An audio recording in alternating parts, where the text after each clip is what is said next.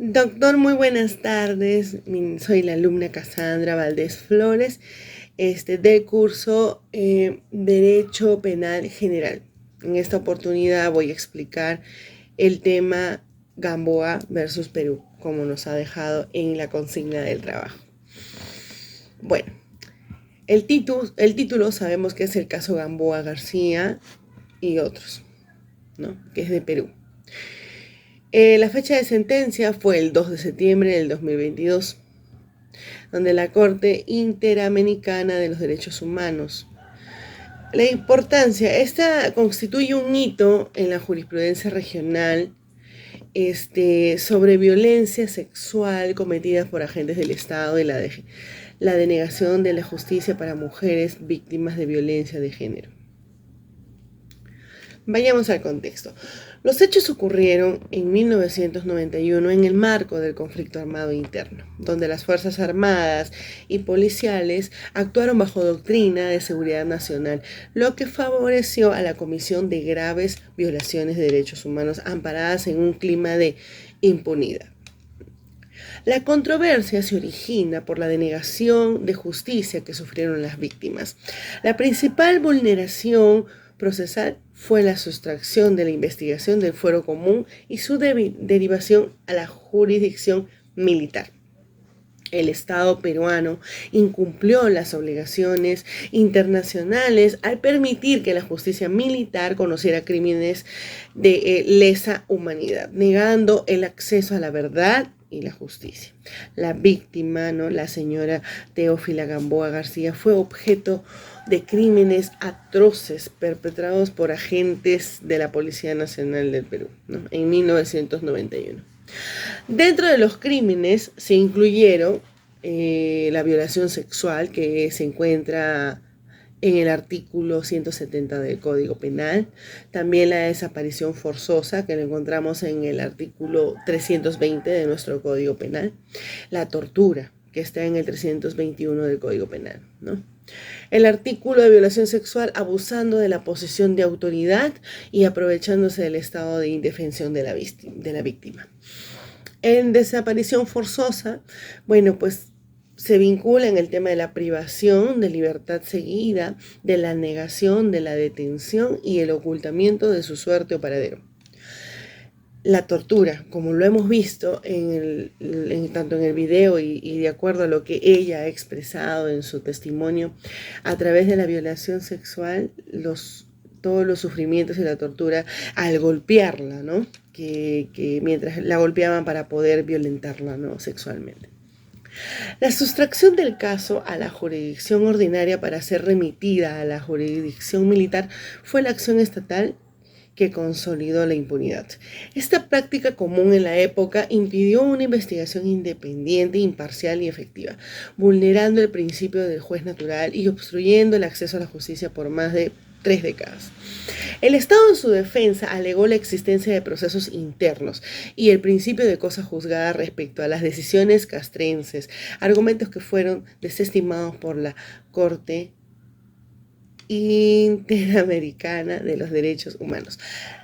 La Corte determinó la responsabilidad internacional del Estado peruano por violación al derecho a la vida, derecho a la integridad, garantías judiciales, protección judicial, Todos esos artículos fueron violentados. El fundamento jurídico central de la sentencia es la restricción del fuero militar. La Corte reafirmó su jurisprudencia constante al establecer que la jurisdicción penal del militar debe ser excepcional y restrictiva. Su competencia debe limitarse a delitos que afectan bienes jurídicos propios del orden y disciplina castrense. Bajo ninguna circunstancia puede extenderse para investigar y juzgar a militares o policías por crímenes que constituyan violaciones de derechos humanos.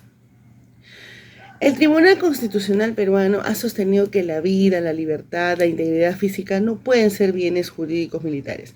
La sola comisión de delitos de lesa humanidad disuelve cualquier vínculo entre la conducta de la gente y la disciplina y la función propiamente militar o policial, por lo cual su conocimiento corresponde a la justicia ordinaria.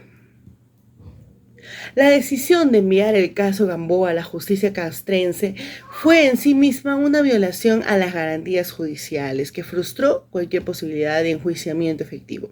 El fallo Gamboa versus Perú refuerza la línea jurisprudencial de la Corte y constituye un instrumento vinculante que obliga al Estado peruano a adecuar su derecho interno a los estándares interamericanos. Esto exige la aplicación obligatoria del control de convencionalidad por parte de los operadores de justicia peruanos. Los jueces tienen el deber de inaplicar o interpretar restrictivamente toda norma interna que amplíe indebidamente el ámbito de la justicia militar y contravenga la Convención Americana. La sentencia exige la reapertura y la redirección de investigaciones archivadas en el fuero castrense.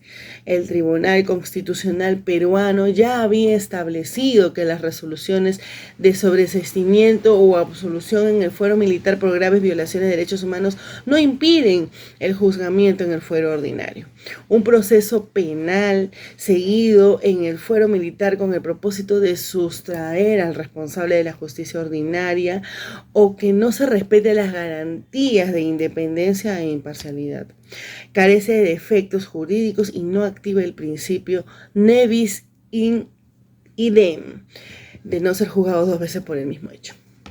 El caso Gamboa confirmó la responsabilidad internacional del Estado peruano por la inconstitucionalización de la impunidad mediante el uso exentivo del fuero militar por investigar graves violaciones de los derechos humanos.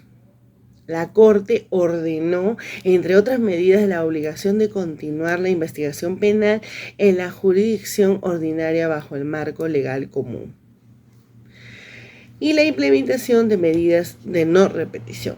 El cumplimiento de la sentencia no es discrecional, sino una obligación de derecho internacional que demanda una respuesta estructural.